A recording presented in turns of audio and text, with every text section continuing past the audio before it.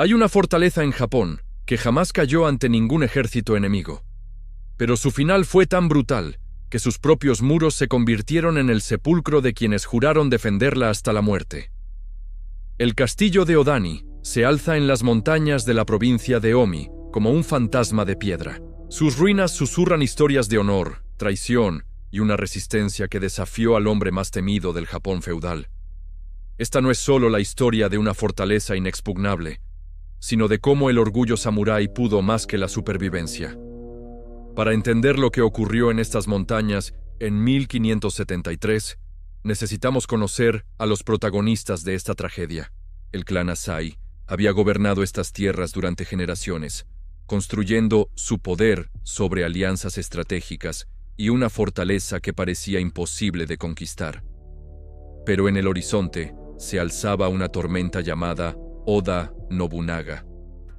Nobunaga era diferente a cualquier señor de la guerra que Japón hubiera conocido antes. Mientras otros daimios se conformaban con sus territorios, él soñaba con unificar todo el archipiélago bajo su mando.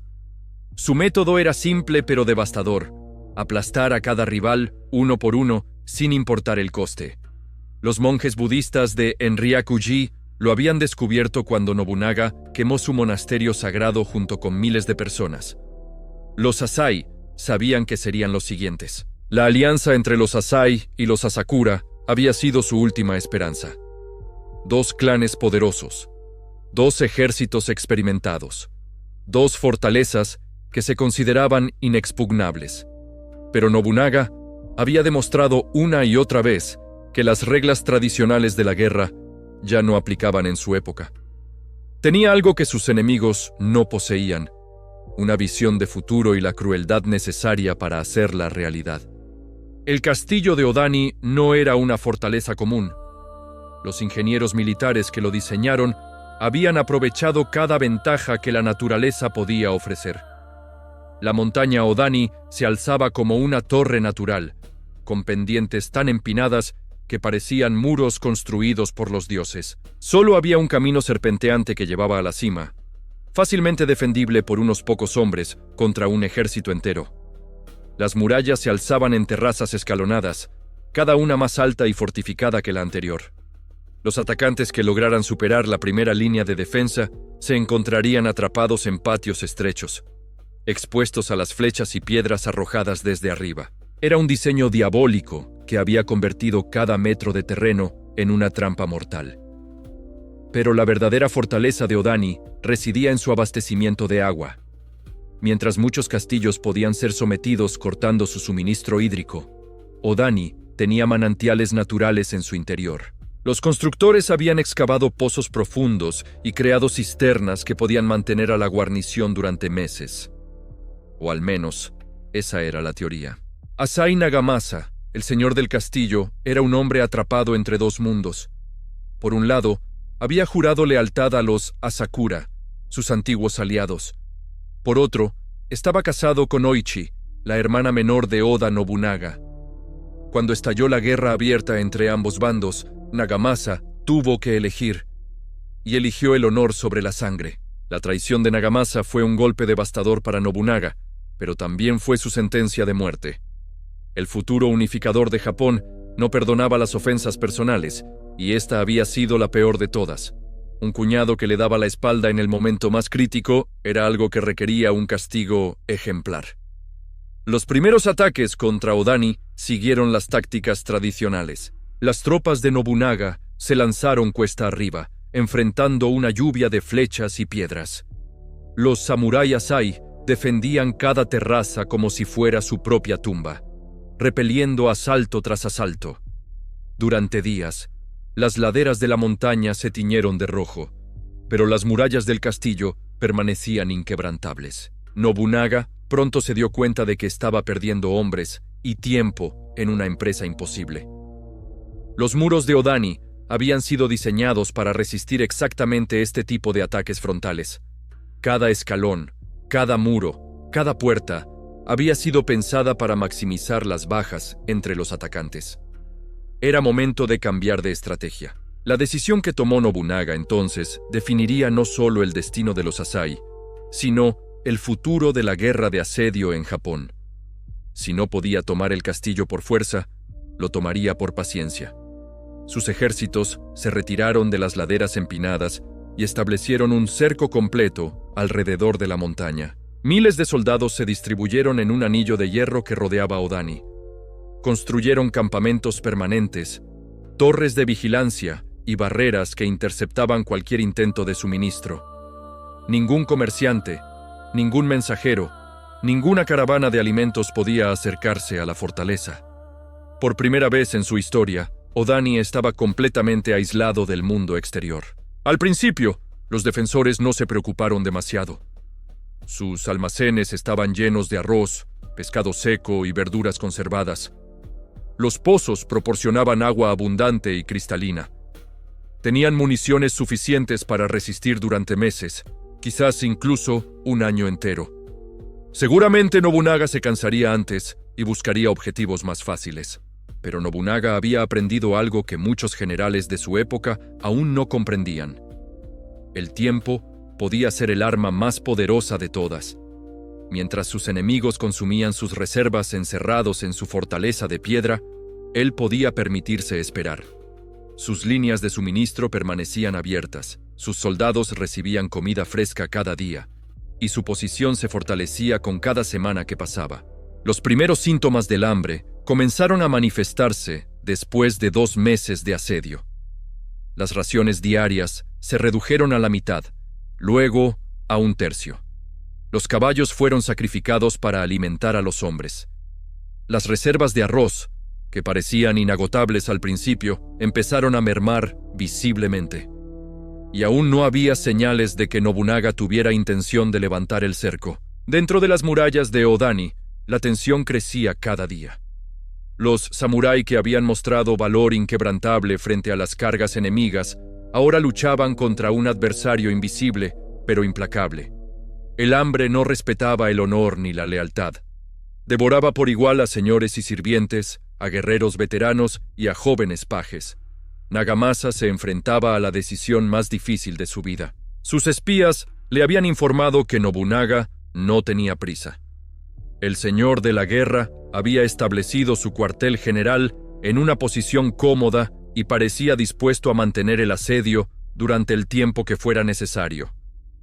Cada día que pasaba, las fuerzas de los Asai se debilitaban un poco más, mientras que las de su enemigo permanecían intactas. Los intentos de romper el cerco resultaron desastrosos. Pequeños grupos de samurái se lanzaban contra las líneas enemigas en ataques desesperados, solo para ser masacrados, sin lograr crear ninguna brecha significativa. Cada salida costaba vidas preciosas, sin acercar ni un paso la liberación del castillo.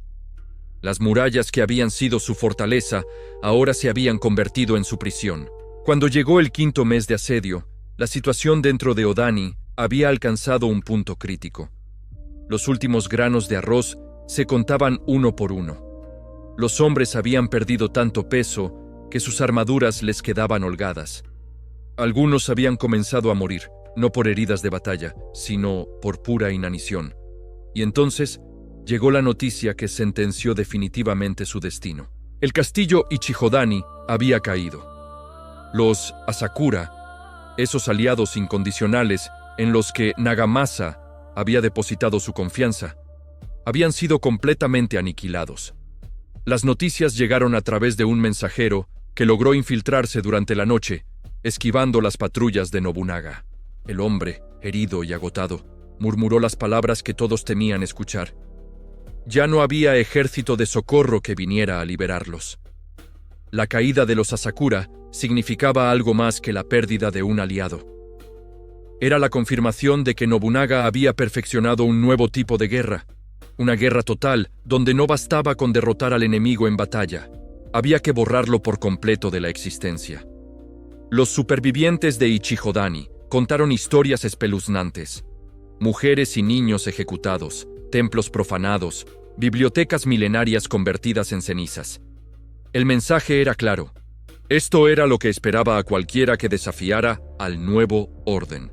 En los patios de Odani, la moral se desplomó como un castillo de naipes. Los samurái más veteranos Aquellos que habían vivido batallas legendarias y habían visto caer a grandes guerreros, comenzaron a susurrar entre ellos. Algunos hablaban de rendición, otros de muerte honorable. Pero todos sabían que sus opciones se habían reducido drásticamente. Ya no se trataba de resistir hasta que llegaran los refuerzos, sino de elegir cómo querían morir. La esposa de Nagamasa, Oichi, se encontraba en una situación particularmente dolorosa. Era hermana del hombre que estaba destruyendo metódicamente la vida que había construido junto a su marido. Sus 3 hijas pequeñas jugaban en los jardines interiores del castillo, ajenas al drama que se desarrollaba a su alrededor. La mujer sabía que Nobunaga jamás perdonaría a su cuñado, pero también sabía que su sangre podría proteger a las niñas de la masacre que se avecinaba. Durante las noches, cuando el hambre apretaba con más fuerza, los defensores podían escuchar los sonidos del campamento enemigo. Risas, conversaciones, el chisporroteo de hogueras donde se cocinaba comida abundante. Era una tortura psicológica refinada. Nobunaga no solo estaba matando de hambre a sus enemigos, sino recordándoles constantemente lo cerca que estaba la vida normal, esa vida que ellos habían perdido para siempre. Los archivos históricos sugieren que fue durante esta época cuando comenzaron a aparecer los primeros casos de locura entre los defensores. Hombres que habían demostrado valor incuestionable durante décadas empezaron a mostrar comportamientos erráticos. Algunos hablaban solos, otros se negaban a comer las escasas raciones disponibles, convencidos de que estaban envenenadas. El asedio no solo estaba destruyendo sus cuerpos, sino también sus mentes. Nagamasa tomó entonces una decisión que demostraría tanto su desesperación como su astucia. Ordenó que se enviara un mensaje secreto a Nobunaga, proponiéndole una rendición condicional. A cambio de entregar el castillo, pedía garantías para la vida de su esposa e hijas. Era un movimiento arriesgado, pues significaba admitir la derrota ante sus propios hombres, pero también era la única carta que le quedaba por jugar. La respuesta de Nobunaga fue tan predecible como brutal. Aceptaba la rendición de Oichi y sus hijas, pero exigía que Nagamasa y todos los hombres adultos del castillo cometieran seppuku antes de abrir las puertas. No habría prisiones, no habría exilio, no habría segundas oportunidades. La ofensa personal que había sufrido solo podía lavarse con sangre, y quería que fuera mucha sangre. Este intercambio de mensajes marcó el comienzo del final de Odani. Los rumores sobre las negociaciones se extendieron rápidamente entre los defensores, dividiendo al castillo en facciones. Algunos apoyaban la propuesta de su señor, argumentando que al menos salvaría las vidas inocentes. Otros la consideraban una traición imperdonable al código samurái y exigían luchar hasta el último hombre. Las tensiones internas llegaron a tal punto que se produjeron varios enfrentamientos violentos entre los propios defensores. Espadas que deberían haberse alzado contra Nobunaga se cruzaron en los patios del castillo entre antiguos compañeros de armas. El hambre y la desesperación habían logrado lo que meses de asedio no habían conseguido: quebrar la unidad de los Asai desde dentro. Durante los últimos días del 7º mes de asedio, se dice que Nagamasa pasaba horas contemplando el paisaje desde la torre más alta del castillo. Desde allí, podía ver las montañas que habían sido territorio de su clan durante generaciones, los campos que sus ancestros habían cultivado, los pueblos que habían protegido. Todo aquello pasaría pronto a manos de Nobunaga, convertido en una pieza más de su gran sueño de unificación. La decisión final se tomó en una reunión nocturna que, según las crónicas, duró desde el anochecer hasta el amanecer. Los capitanes supervivientes se reunieron en el salón principal del castillo, un espacio que antaño había acogido celebraciones y ceremonias fastuosas. Ahora, a la luz temblorosa de las antorchas, estos hombres esqueléticos debatían los términos de su propia muerte. El plan que idearon era tan meticuloso como macabro. Primero, Oichi y sus hijas abandonarían el castillo bajo bandera blanca, escoltadas por algunos servidores de confianza. Una vez confirmada su seguridad, comenzaría el ritual colectivo de seppuku. no sería una muerte desordenada y desesperada, sino una demostración final del honor samurái que tanto habían defendido durante sus vidas. Los preparativos para esta ceremonia final revelaron detalles fascinantes sobre la mentalidad de estos guerreros. Cada hombre escribió poemas de despedida siguiendo una tradición que convertía el acto de morir en una expresión artística. Algunos de estos poemas han sobrevivido hasta nuestros días, ofreciendo una ventana íntima a los pensamientos de hombres que sabían que verían su último amanecer. Mientras tanto, en el campamento de Nobunaga, los espías informaban sobre movimientos extraños dentro del castillo. Los centinelas enemigos parecían haberse retirado de muchas posiciones, y se veían luces inusuales en las ventanas del edificio principal. Algunos generales sugirieron un ataque nocturno, pero Nobunaga, con esa paciencia implacable que lo caracterizaba, decidió esperar a ver qué estaban tramando sus enemigos. La mañana del día 28 del séptimo mes se alzó brumosa y silenciosa. Los pájaros, que durante meses habían evitado la zona del conflicto, parecían haber regresado para ser testigos del final de esta tragedia. En el castillo, los últimos preparativos se completaron con una precisión que habría impresionado a sus enemigos. Estos hombres, debilitados por el hambre y la enfermedad, aún conservaban la disciplina férrea que había hecho famosos a los samurái. Oichi se despidió de su marido en una ceremonia privada que ningún cronista pudo documentar, pero que podemos intuir debió ser desgarradora. Esta mujer, atrapada entre la lealtad a su hermano y el amor a su esposo, llevaba sobre sus hombros el peso de una tragedia familiar que trascendía los conflictos políticos. Sus hijas, demasiado pequeñas para comprender completamente la situación, se aferraron a las faldas de su madre mientras abandonaban para siempre el único hogar que habían conocido. El momento más sorprendente de toda esta historia llegó cuando las puertas del castillo se abrieron por última vez. No salió un ejército derrotado, ni una multitud de refugiados desesperados. Solo emergieron 5 figuras. Una mujer vestida de blanco y 3 niñas pequeñas, escoltadas por un anciano sirviente. El silencio que siguió a esta aparición fue tan profundo que, según los testimonios, se podía escuchar el viento soplando entre las piedras de las murallas. Lo que sucedió a continuación dentro del castillo permanece envuelto en un misterio que ha fascinado a los historiadores durante siglos. Los relatos hablan de una ceremonia que duró varias horas, donde cada participante siguió un protocolo establecido con precisión milimétrica. No había prisa, no había pánico. Solo la ejecución metódica de un ritual que convertiría la derrota militar en una victoria moral. Nagamasa, como señor del castillo, tenía el honor de ser el último en completar el seppuku. Mientras esperaba su turno, recorrió una vez más las estancias que habían sido su hogar, despidiéndose silenciosamente de cada rincón. En la sala de armas, tomó la katana que había pertenecido a su abuelo, una hoja forjada por maestros armeros que llevaba grabado el lema del clan Asai: el honor trasciende la vida. Cuando finalmente llegó el silencio absoluto desde el interior de Odani, las tropas de Nobunaga aguardaron durante horas antes de atreverse a subir por el sendero serpenteante. Lo que encontraron cuando finalmente entraron en el castillo era una escena que muchos de ellos recordarían hasta sus últimos días. No había cuerpos esparcidos por los suelos ni signos de violencia desesperada.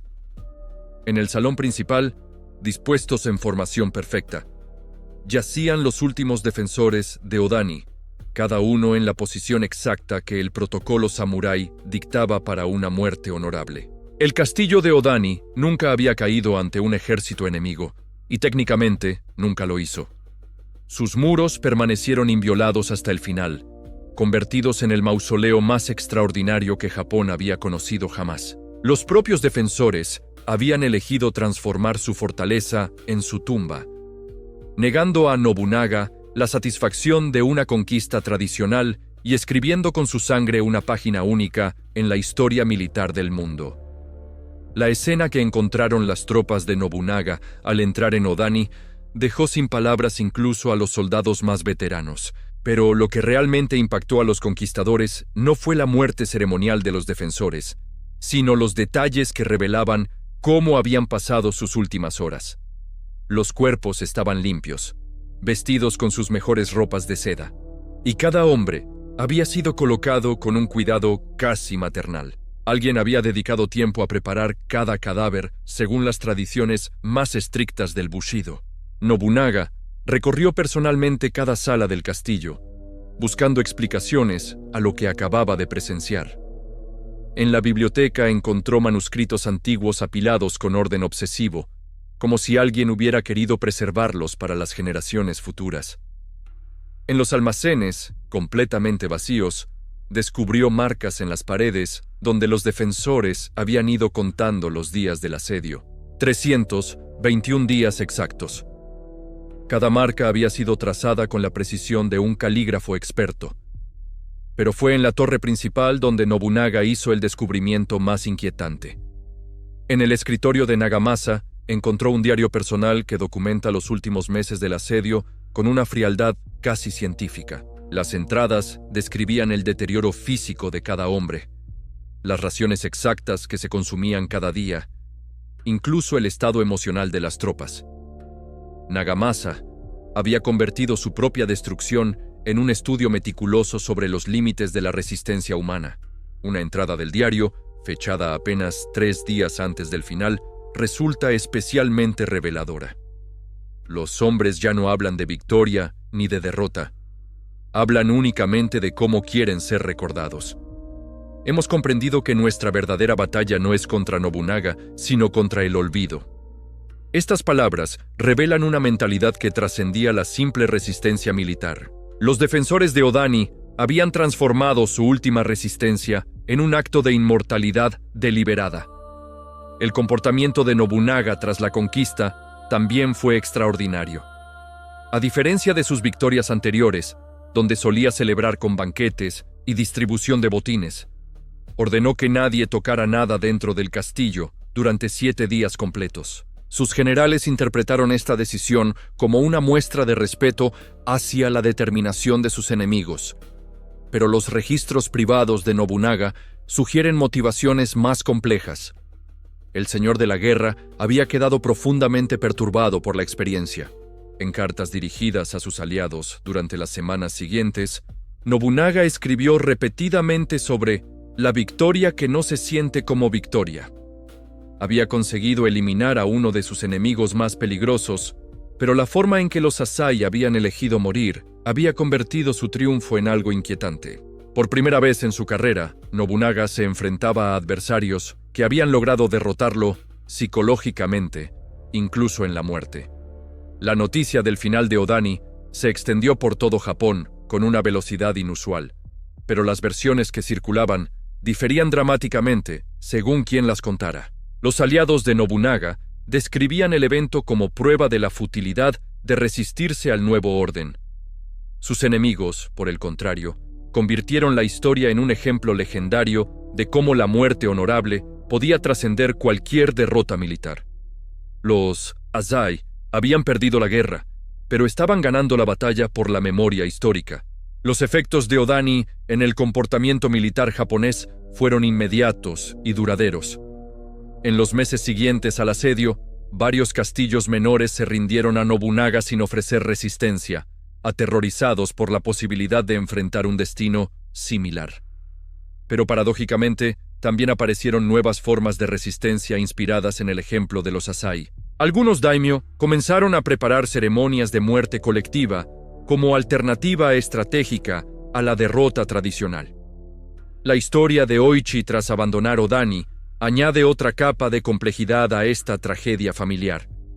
Nobunaga la recibió con honores, pero los registros sugieren que la relación entre los hermanos nunca se recuperó completamente. Oichi vivió el resto de su vida como una figura respetada, pero distante, en la corte de su hermano, y según algunos testimonios, nunca volvió a pronunciar el nombre de su difunto esposo en presencia de Nobunaga.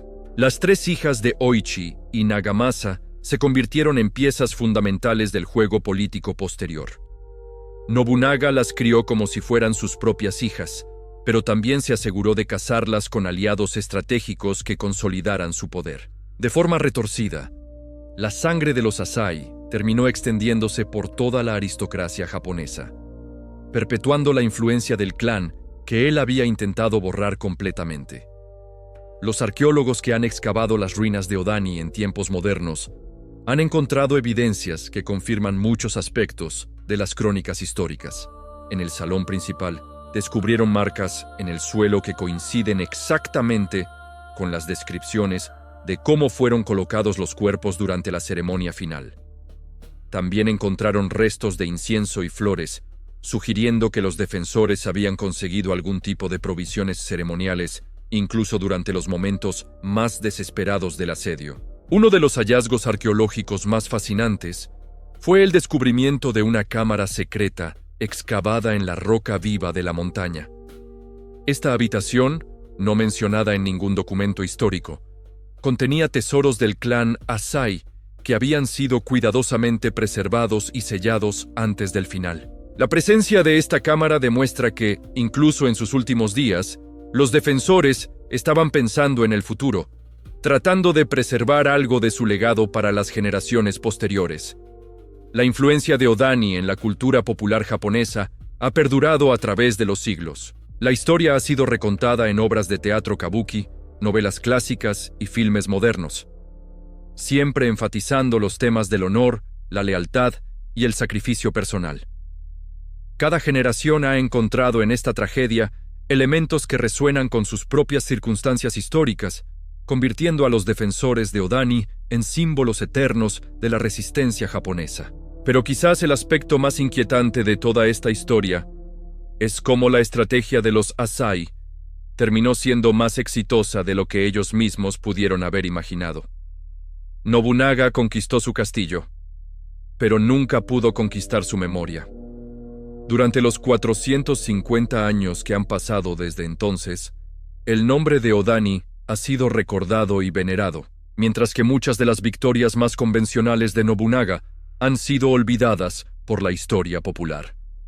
En las montañas de Omi, donde una vez se alzó la fortaleza más inexpugnable de Japón, ahora solo quedan piedras cubiertas de musgo y el eco perpetuo de una pregunta que nunca tendrá respuesta completa.